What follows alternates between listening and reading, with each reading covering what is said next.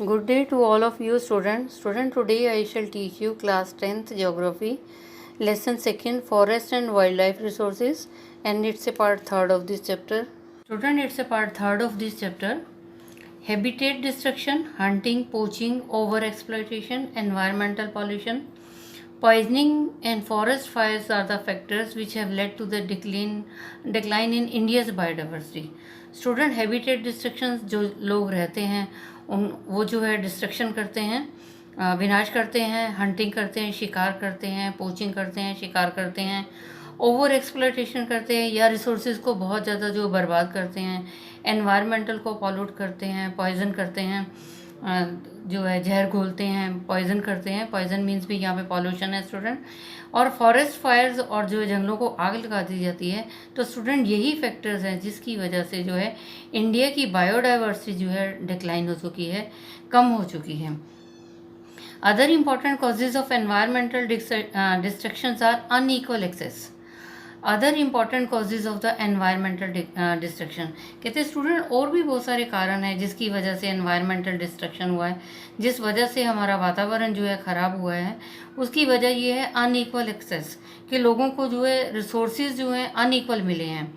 एक जैसे रिसोर्सेज सभी को जो है नहीं मिले. एक्सेस होता है पहुंच होना रिसोर्सेज की. सभी को जो रिसोर्सेज जो है एक जैसे नहीं मिले हैं. और इनइक्विटेबल कंजम्पशन ऑफ रिसोर्सेज, और रिसोर्सेज को जो कंजम्पशन है, कंज्यूम किया है, वो भी इनइक्विटेबल है, वो भी बराबर नहीं है. कोई रिसोर्सेज को ज़्यादा यूज़ करता है, कोई कम यूज़ करता है, मतलब जो है इनइक्विटेबल है, समानता नहीं है. And differential sharing of responsibility for environmental wellbeing, और जो जिम्मेवारी भी अलग अलग है, और जो रिस्पॉन्सिबिलिटी है वो जो शेयर किया हुआ रिस्पॉन्सिबिलिटी को एनवायरमेंटल वेलबींग के लिए, वो भी जो है डिफरेंट है. और स्टूडेंट क्या, over population in the third world countries often cited as the cause of environmental degradation. और कहते हैं ओवर पॉपुलेशन इतनी ज़्यादा हो गई है student, over population in the third world country. और जो कहते हैं तीसरा एक विश्व जो देश है उसमें जो है पॉपुलेशन इतनी ज़्यादा हो गई है जिसकी वजह से एनवायरमेंटल डिग्रेड हुआ है, एनवायरमेंटल ख़राब हो गया, पॉल्यूट हो गया है. However, an average American consume 40 times more resources than an average Somalian.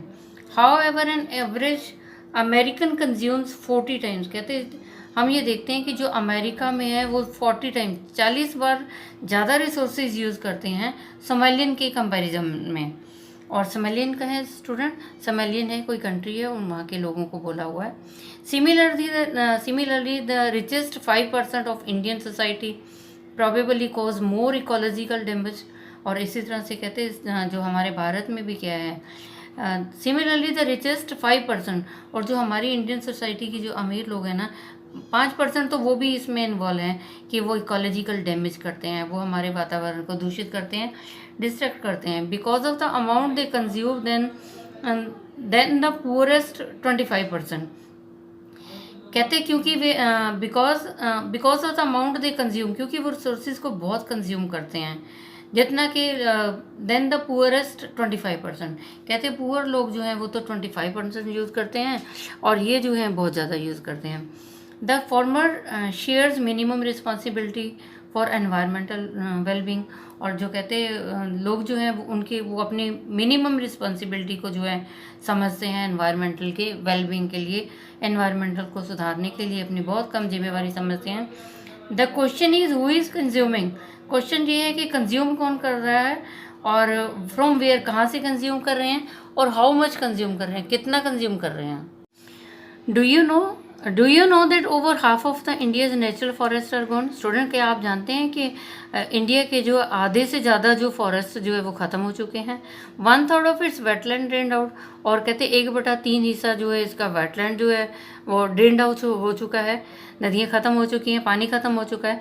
70% of its surface water bodies polluted. और 70% जो है हमारा वाटर बॉडीज़ का पानी पॉल्यूट हो चुका है, गंदा हो चुका है.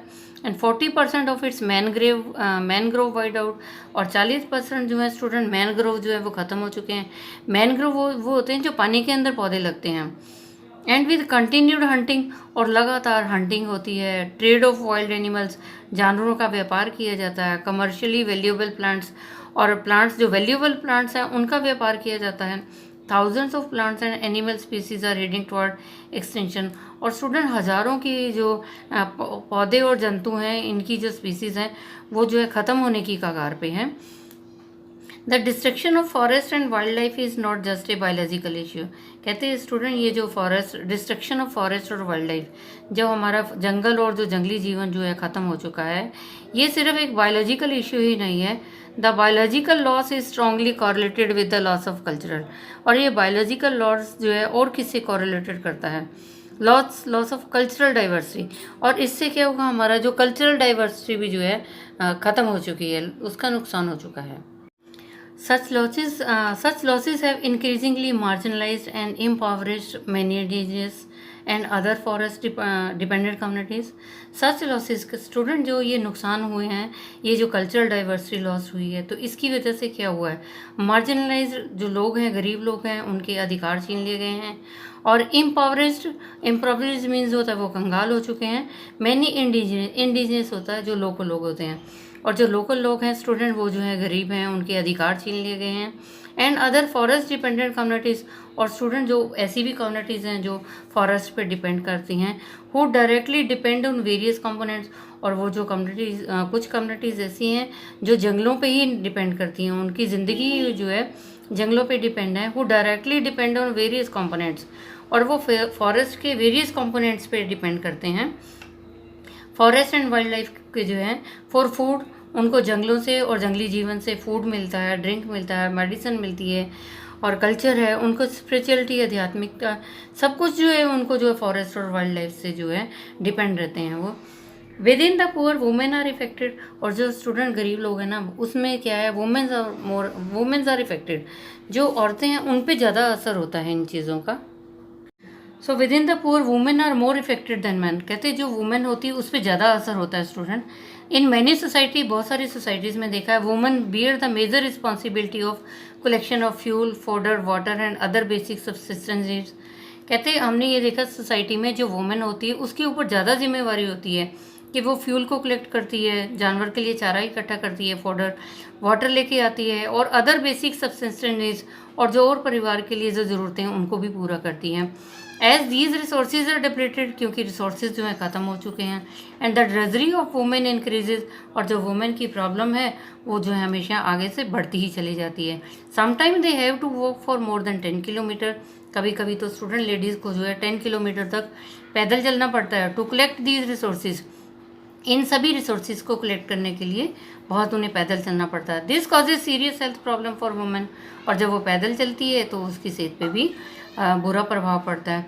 एंड नेग्लिजेंस ऑफ होम, और जब वो बाहर जाएगी काम करेगी तो क्या होगा स्टूडेंट, वो अपने घर को जो है नेग्लिजेंट करेगी, घर को निगलेक्ट करेगी। एंड चिल्ड्रन, और बच्चों को निगलेक्ट करेगी because of the increase hours of work, क्योंकि उसके काम करने के घंटे बढ़ गए हैं। विच ऑफन है सीरियस सोशल इम्प्लीकेशन, जो एक सोशल जो है समाज में एक प्रॉब्लम है। The indirect impact of degradation such as severe drought. कहते हैं इनडायरेक्ट इम्पैक्ट और भी हैं स्टूडेंट डिग्रेडेशन के, वो है कि सीवर ड्रॉट, कि सूखा पड़ जाता है, या डिफॉरेस्टेशन, जंगलों को काट दिया जाता है, और फिर क्या होता है, फ्लड आ जाते हैं। Also hit the poor the hardest, तो इससे क्या होता है, जो गरीब लोग हैं उनको ज़्यादा प्रॉब्लम आती है, वो ज़्यादा हिट होते हैं इसमें। Poverty in these cases is the direct outcome of environmental destruction. Poverty in these cases, और स्टूडेंट जो गरीबी है इस केसेस में क्या है, उसको जो ज़्यादा फेस करना पड़ता है ये एनवायरमेंटल डिस्ट्रक्शन का। जब एनवायरमेंटल डिस्ट्रक्शन होती है तो जो गरीब लोग होते हैं उन पे ज़्यादा असर होता है। Therefore forest and wild life are vital to the quality of life. इसलिए जो फॉरेस्ट और वाइल्ड लाइफ है ना स्टूडेंट, ये बहुत इंपॉर्टेंट है ज़िंदगी की क्वालिटी के लिए। And environment in the sub continent, और सब कॉन्टिनेंट में भी एनवायरनमेंट अच्छा होना चाहिए। It is imperative to adopt to sound forest and wild life conservation strategy. It is imperative student, ये जो है बहुत ज़रूरी है कि हमें जो है फॉरेस्ट और वाइल्ड लाइफ कंजर्वेशन स्ट्रेटजी को फॉलो करना है। हमने जो है फॉरेस्ट एंड वाइल्ड लाइफ को जो है कंजर्व करना है, प्रोटेक्ट करना है। इसके लिए हमें स्ट्रेटजी बनानी है, इसके लिए हमें जो है पॉलिसीज़ बनानी है। And student our next point is conservation of forest and wild life in India. हमारा नेक्स्ट पॉइंट है conservation of forest and wild life. कि भारत में जो है फॉरेस्ट एंड वाइल्ड लाइफ को किस तरह से कंजर्व करना है। Conservation in the background of rapid decline in wild life population and forestry has become essential. Student, conservation in the background of the rapid decline, कहते वाइल्ड लाइफ पॉपुलेशन क्या हो गया, बहुत तेज़ी से जो है कम हो रही है और जंगल भी जो है कम हो रहे हैं, तो इसलिए इसको कंजर्व करना जो है हमारे लिए बहुत असेंशियल है, इसको प्रोटेक्ट करना हमारे लिए जो है बहुत ज़रूरी है। But why do we need to conserve our forest and wild life? परंतु स्टूडेंट, हमें फॉरेस्ट और वाइल्ड लाइफ को कंजर्व करने की क्या ज़रूरत है, उसको प्रोटेक्ट करने की क्या ज़रूरत है? Conservation preserves the ecological diversity. Conservation से क्या होती है, हमारी जो इकोलॉजिकल डाइवर्सिटी है वो जो है प्रोटेक्ट रहती है और हमारी ज़िंदगी का जो सपोर्ट सिस्टम है वो भी ठीक रहता है। और जैसे वाटर है, एयर है, सोइल है, तो ये हमें सब जो है मिलता है। अगर हमारी जो है इकोलॉजिकल डाइवर्सिटी को हम प्रिजर्व करेंगे तो हमें हर चीज़ मिलेगी, वाटर, एयर और सोइल मिलेगी, पानी है, हवा है, मिट्टी है, ये सब हमें जो है अवेलेबल होगा, जो हमारी ज़िंदगी का जो है सपोर्ट सिस्टम है। It also preserve the genetic diversity of plants, और कहते हैं प्लांट्स, एनिमल्स और जो है वो भी जो है प्रिजर्व होंगे for better growth of species, कि इसकी जो स्पीसीज़ की ग्रोथ जो है अच्छी हो जाएगी और इनकी ब्रीडिंग भी अच्छी होगी। और स्टूडेंट, अगर एग्जांपल के लिए देखें, फॉर एग्जांपल इन एग्रीकल्चर, खेती बाड़ी में हम क्या देखते हैं, we are still dependent on the traditional crop varieties. आज भी हम जो है हमारी ट्रेडिशनल क्रॉप वैराइटीज़ जो हैं, जो हमारी फसलें हैं, जो हमारे पुराना जो सिस्टम चल रहा है उस पर आज भी हम डिपेंडेंट हैं। Fishery tools are heavily dependent on the maintenance of aquatic biodiversity. कहते हैं फिशरीज में देखिए मछली पालन भी जो आज डिपेंड किससे करता है, जो एक्वेटिक बायोडाइवर्सिटी, कि हमारा जल है तो मछलियाँ भी सुरक्षित हैं। इन द 1960-1970, कहते हैं स्टूडेंट 1960 और 1970 में conservationist demanded a national wild life protection programme. तो जो कंजर्वेशनिस्ट से जो एनवायरनमेंट को कंजर्व करना चाहते हैं उनको बोलते हैं स्टूडेंट कंजर्वेशनिस्ट। जो कंजर्वेशनिस्ट थे उन्होंने क्या डिमांड की थी, उनकी डिमांड ये थी कि हमें national wild life protection programme बनाने हैं। The Indian wild life protection act was implemented in 1972। और student, Indian wild life protection act जो है 1972 में जो है पास हुआ with various provision for protecting habitats. और ये किस लिए पास हुआ कि जो विथ वेरियस प्रोविज़न, और इसमें बहुत सारे प्रोविज़न भी थे, प्रोटेक्टिंग हैबिटेट्स, कि जो हमारा फॉरेस्ट है और वाइल्ड लाइफ है इसको हमने जो है प्रोटेक्ट करना है। An all India list of protected species was also published. और जब ये स्टूडेंट 1972 में जो है Indian wild life act pass हुआ तो क्या हुआ, एक लिस्ट भी बनाई गई कि किस किस को प्रोटेक्ट करना है, कौन सी स्पीसीज़ को प्रोटेक्ट करना है, और ये लिस्ट पब्लिश की गई। The thrust of the programme was towards protecting the remaining population of certain endangered species by banning. और कहते the thirst of the programme was toward, और कहते इस प्रोग्राम को थ्रस्ट किया गया, इस प्रोग्राम को लागू किया गया किस लिए, टू प्रोटेक्ट, के प्रोटेक्शन करनी है, रक्षा करनी है किसकी, जो बाकी बच गई पॉपुलेशन है और जो एंडेंजर्ड स्पीसीज है, जो खतरे में है जो स्पीसीज, और उनको किस तरह से बचाना है, बाय बैनिंग हंटिंग, के हंटिंग को बैन कर दिया गया। और गिविंग लीगल प्रोटेक्शन, उनको लीगल प्रोटेक्शन दी गई उनके हैबिटेट्स को, कि जो फॉरेस्ट है और एनिमल लाइफ है उनको जो है प्रोटेक्शन दिया गया एज ए लीगली, कि अगर कोई उनको मारता है तो उनको जो है कानून जो है सज़ा देता है।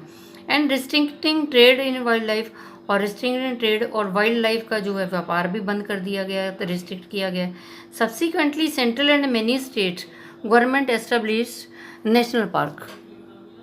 स्टूडेंट, हमारे सेंट्रल और स्टेट गवर्नमेंट ने क्या किया, एस्टेब्लिश नेशनल पार्क्स, उन्हें नेशनल पार्क बनाए और वाइल्ड लाइफ सेंचुरीज बनाई, नेशनल पार्क्स बनाए एनिमल्स को रखने के लिए, और वाइल्ड लाइफ सेंचुरीज बनाई, उसमें भी जो है जानवरों को रखने के लिए। About which you have already study, इसके बारे में आपने पहले भी पढ़ा है। The central government also announce several project for protecting specific animals.